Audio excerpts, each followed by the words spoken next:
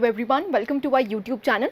आज के सेशन में हम डिस्कस करेंगे that is United Nations Convention on law of the sea. अब देखिए, अगर हम इस ऑर्गेनाइजेशन के बारे में बात करते हैं, ये काफ़ी इंपॉर्टेंट हो जाती है आपके प्रीलिम्स पर्सपेक्टिव से।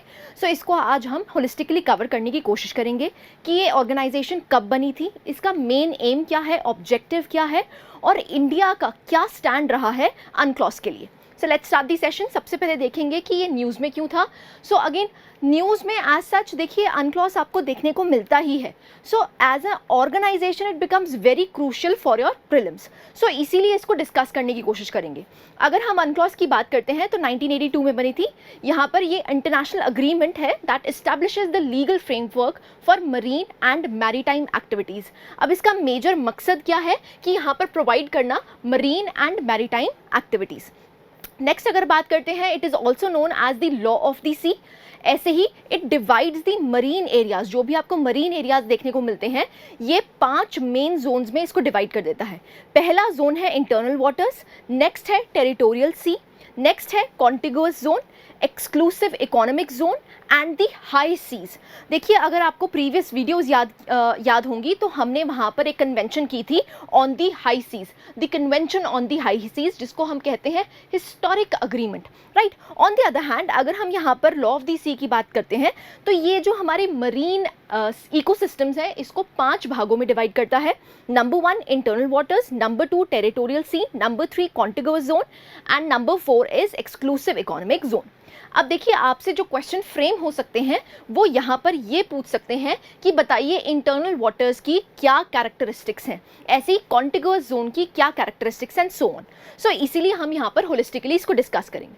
सबसे पहले जान लेते हैं कि इंटरनल वाटर्स क्या होते हैं, कॉन्टिगुअस जोन क्या है, ऐसी टेरिटोरियल वाटर्स क्या होते हैं। सो अगर हम इंटरनल वाटर्स की बात करते हैं, जहाँ पर आपको बेस लाइन देखने को मिलती है that is the internal waters, जो भी स्टेट उसके साथ लगी होगी वो ही उसको गवर्न करेगी। अब अगर हम यहाँ पर बात करते हैं बेस लाइन से 12 नॉटिकल माइल्स तक, तो उस एरिया को कहा जाता है टेरिटोरियल सी। क्या कहा जाता है? Territorial sea. अब अगर हम बात करते हैं नेशनल एयर स्पेस की, तो नेशनल एयर स्पेस हमारा कहाँ तक एग्जिस्ट करता है?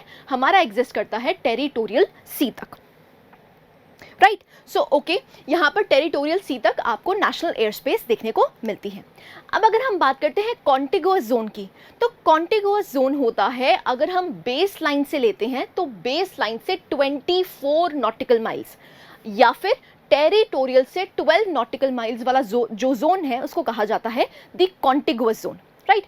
उसके बाद अगर हम बात करते हैं टेरिटोरियल सी से लेकर कहाँ तक, that is exclusive economic zone तक, तो वो एरिया कहलाता है दैट इज EEZ। अगर हम बात करते हैं बेस लाइन से, अगर हम 200 नॉटिकल माइल जाते हैं तो उसको कहा जाता है exclusive economic zone. It is known as exclusive economic zone. अब अगर हम इंटरनेशनल एयर स्पेस की बात करते हैं, तो इंटरनेशनल एयर स्पेस कहाँ से एग्जिस्ट करता है? कॉन्टिगुअस जोन, मतलब जो टेरिटोरियल सी जहाँ पर आपका ख़त्म होता है उसके बाद का जो एरिया है वो सारा का सारा क्या है? International air space. आई होप यहाँ तक क्लैरिटी है। सबसे पहले तो यही पता होना चाहिए कि बेसलाइन कहाँ से एग्जिस्ट करती है। बेसलाइन के अंदर वाली जो चीज़ें हैं उनको कहेंगे हम इंटरनल वाटर्स, वहाँ पर स्टेट की सॉवरन राइट्स हैं। ऐसे अगर हम बात करते हैं बेसलाइन से 12 नॉटिकल माइल्स तक, उसको कहा जाता है टेरिटोरियल सी। यहाँ तक आपकी नेशनल एयर स्पेस एग्जिस्ट करती है। इसके बाद का जो एरिया है वहाँ पर इंटरनेशनल एयर स्पेस एग्जिस्ट करती है। कॉन्टिगुअस जोन की अगर बात करते हैं तो बेस लाइन से 24 नॉटिकल माइल्स तक एग्जिस्ट करता है। ऐसे अगर हम एक्सक्लूसिव इकोनॉमिक जोन की बात करते हैं तो बेस लाइन से एक्सक्लूसिव इकोनॉमिक जोन का एरिया जो है दैट इज 200 नॉटिकल माइल्स। उसके बाद का जो एरिया है that is known as high seas. I hope यहाँ तक क्लैरिटी है, राइट। ऐसे ही हम बात करते हैं कि जो एरियाज हैं जिसमें आपके कौन से लॉज यहाँ पर एक्सप्लेन होंगे वो हम डिस्कस कर लेते हैं।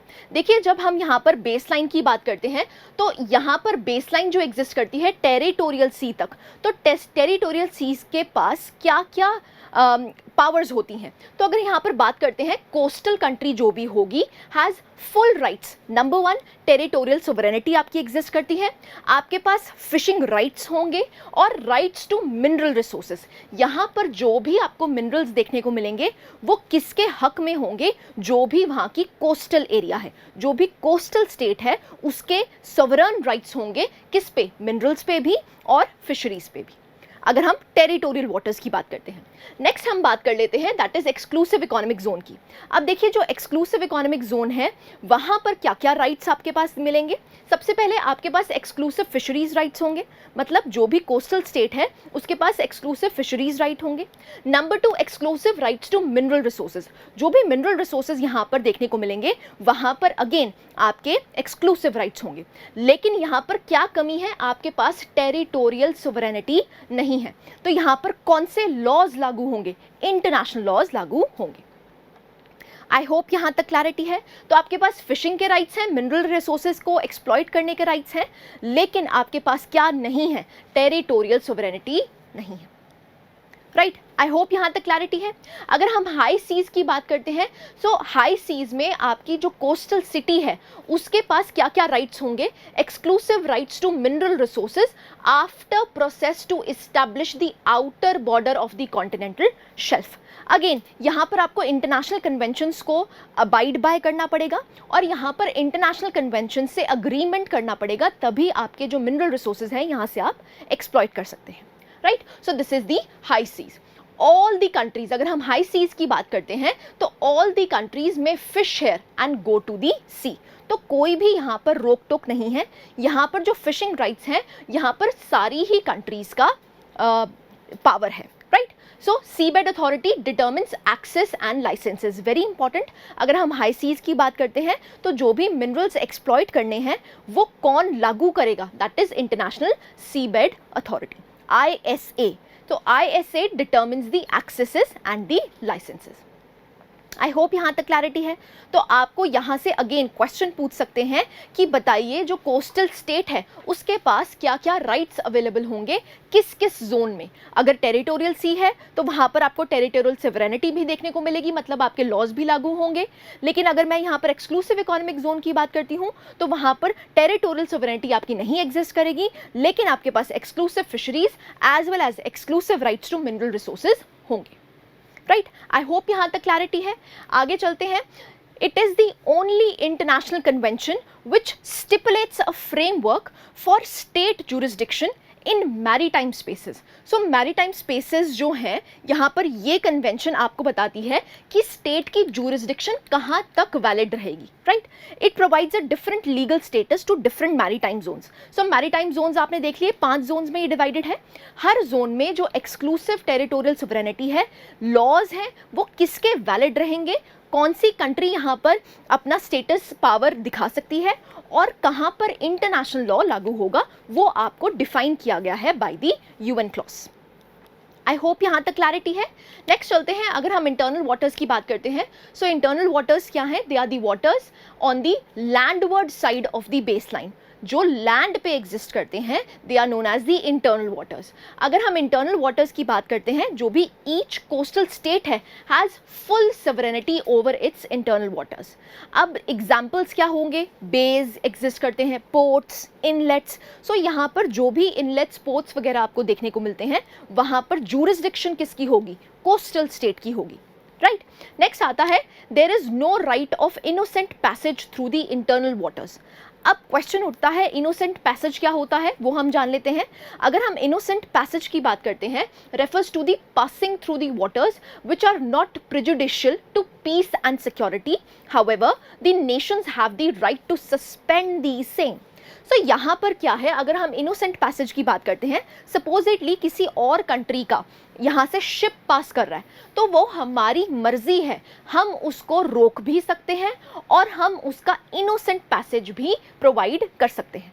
तो यहाँ पर यही कहा गया है, no right of innocent passage. सो अगर किसी और कंट्री का यहाँ से शिप गुजर रहा है तो हमारा पूरा हक बनता है, हम उनको इनोसेंट पैसेज नहीं करने दे सकते। Right, so this is internal waters. Next बात करते हैं टेरिटोरियल सी की। देखिए अगर हम टेरिटोरियल सी की बात करते हैं, it extends seawards up to 12 nautical miles from the base line. ये हम पहले भी देख चुके हैं, अगर हम बेस लाइन से 12 नॉटिकल माइल्स तक जाते हैं तो that consist of the territorial sea. अब यहाँ पर क्या होता है, आपके पास you have sovereignty and jurisdiction over the territorial sea. So यहाँ पर भी आपके लॉज लागू होंगे। फॉर एग्जाम्पल यहाँ पर टेरिटोरियल सी में कोई भी जाके क्राइम करता है तो क्रिमिनल लॉ किसका वैलिड होगा। सपोजेडली इंडिया के टेरिटोरियल वाटर्स में कोई क्राइम करता है तो यहाँ पर लॉज किसके वैलिड होंगे, इंडिया के लागू होंगे, राइट। सो जुरिस्डिक्शन आपकी टेरिटोरियल सी तक भी है। These rights extend not only to the surface but also to the seabed. So जो भी मिनरल्स हैं, फिशेज एग्जिस्ट करती हैं, फिशरीज जो हैं, वो सारे आप एक्सप्लॉइट कर सकते हैं टेरिटोरियल सी में। इवन एयर स्पेस भी नेशनल एयर स्पेस होगी, ये हम पहले भी डिस्कस कर चुके हैं। अगर हम इंटरनल वाटर्स की बात करते हैं और टेरिटोरियल सी तक की बात करते हैं तो यहाँ पर आपको नेशनल एयर स्पेस देखने को मिलती है। But the coastal states right are limited by the innocent passage through the territorial sea. अब यहाँ पर जो आपकी जुरिस्डिक्शन है, जो इनोसेंट पैसेज आप लागू भी कर सकते हैं और आप रोक भी सकते हैं, उस पे कुछ लिमिटेशंस हैं। मतलब यहाँ पर फुल सोवरेनिटी नहीं है आपकी इनोसेंट पैसेज को लेके। सो this is the territorial sea. Next अगर बात करते हैं कॉन्टिगुअस जोन की, सो ये बेस लाइन से 24 नॉटिकल माइल्स तक आपको देखने को मिलता है। इसको हम इंटरमीडिएटरी जोन कहते हैं between the territorial sea and the high seas. The coastal state has right to both prevent and punish infringement of the fiscal, immigration, sanitary and custom laws. Now this becomes very very important for your prelims. आपसे सीधा पूछ सकते हैं कि बताइए contiguous zone में कौन से इंडिया के लॉज लागू होते हैं या कौन से लॉज कोस्टल स्टेट के लागू होते हैं। यहाँ पर याद करना पड़ेगा कौन कौन से लॉज हैं, fiscal, immigration, sanitary and custom laws. Very important, just learn these. Coastal zone contiguous zone में जो coastal state हैं उसके कौन से laws लागू होंगे। Number 1 fiscal, number 2 immigration, number 3 sanitary and customs, right? So this is the contiguous zone. Unlike the territorial sea, the contiguous zone only gives jurisdiction to a state on the ocean's surface and floor. So surface पे जो minerals exist करते हैं वो आप exploit कर सकते हैं. It does not provide air and space rights. So यहाँ से आपका international airspace start हो जाता है. I hope यहाँ तक clarity है. So this is contiguous zone. Next exclusive economic zone की बात करते हैं. Each coastal state may claim an exclusive economic zone beyond the adjacent to its territorial sea that extends up to 200 nautical miles. अब base line से 200 nautical miles का जो area है उसको हम कहते हैं exclusive economic zone. अब यहाँ पर क्या होगा, जो भी कोस्टल स्टेट एग्जिस्ट करती है has sovereign rights for the purpose of exploring, exploiting, conserving and managing natural resources whether living और नॉन लिविंग। अब यहाँ पर जो भी रिसोर्सेज आपको देखने को मिलते हैं, चाहे फिर वो लिविंग हो चाहे नॉन लिविंग हो, of the seabed and the subsoil. So वहाँ पर जो आपको मिनरल्स देखने को मिलते हैं वहाँ पर कोस्टल स्टेट के पूरे राइट्स होंगे, सोवरेन राइट्स होंगे।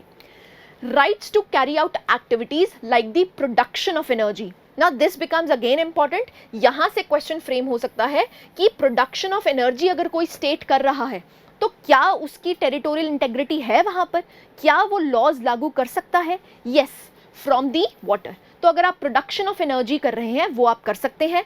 ऐसे ही विंड से कोई एनर्जी कर रहे हैं या फिर करंट से कोई एनर्जी जनरेट कर रहे हैं वो आप कर सकते हैं।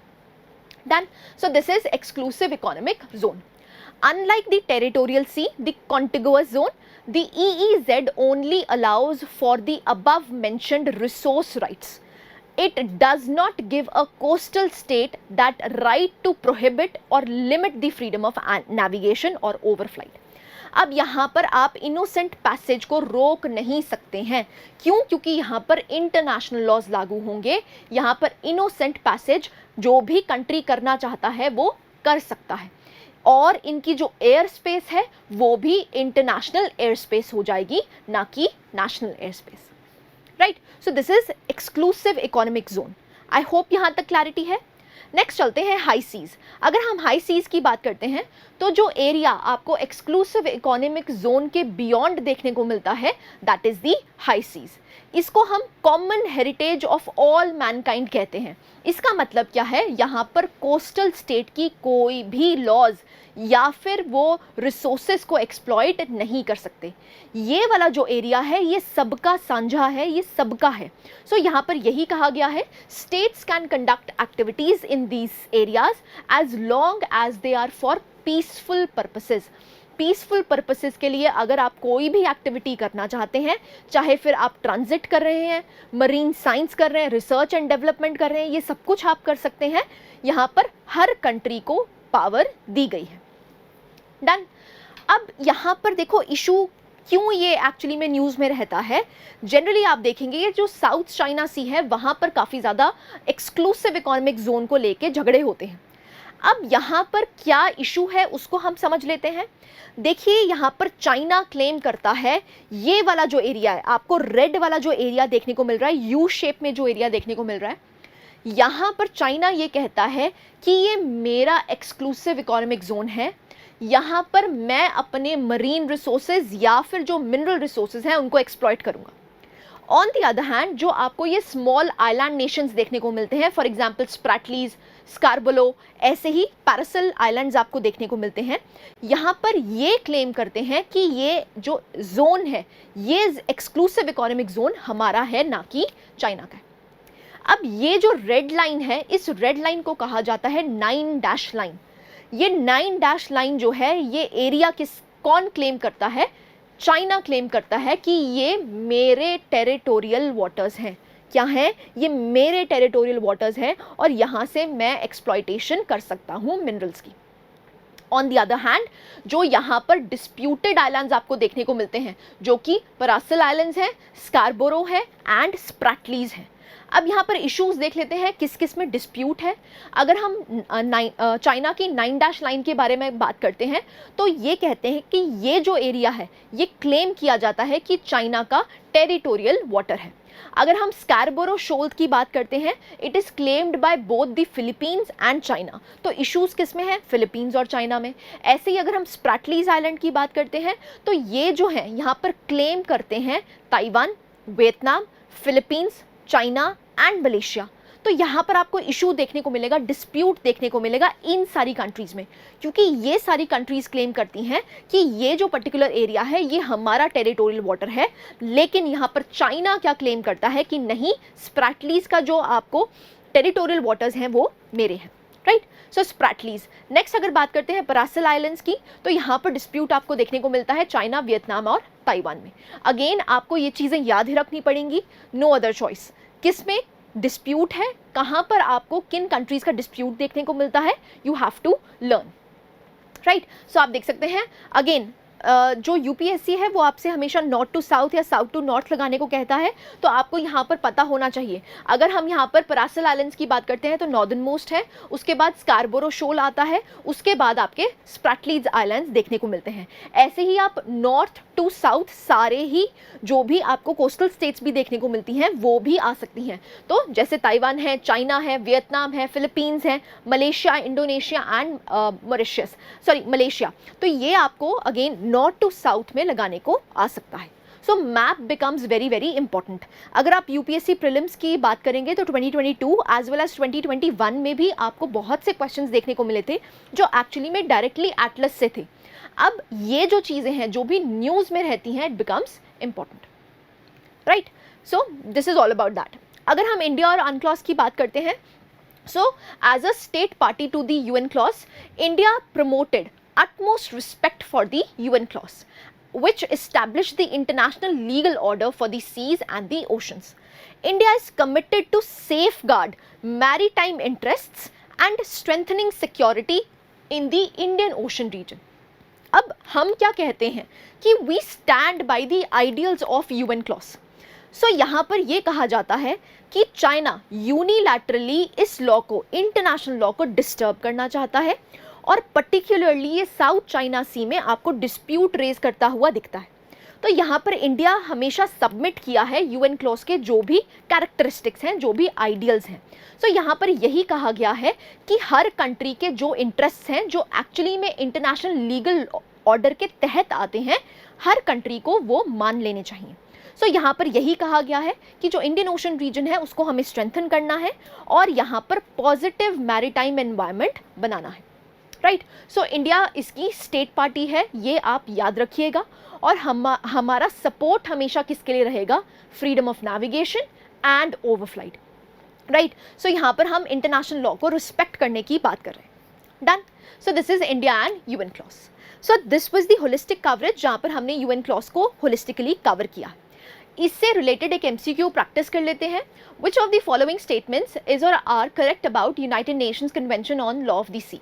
फर्स्ट स्टेटमेंट है the UN has direct operational role in the implementation of the convention.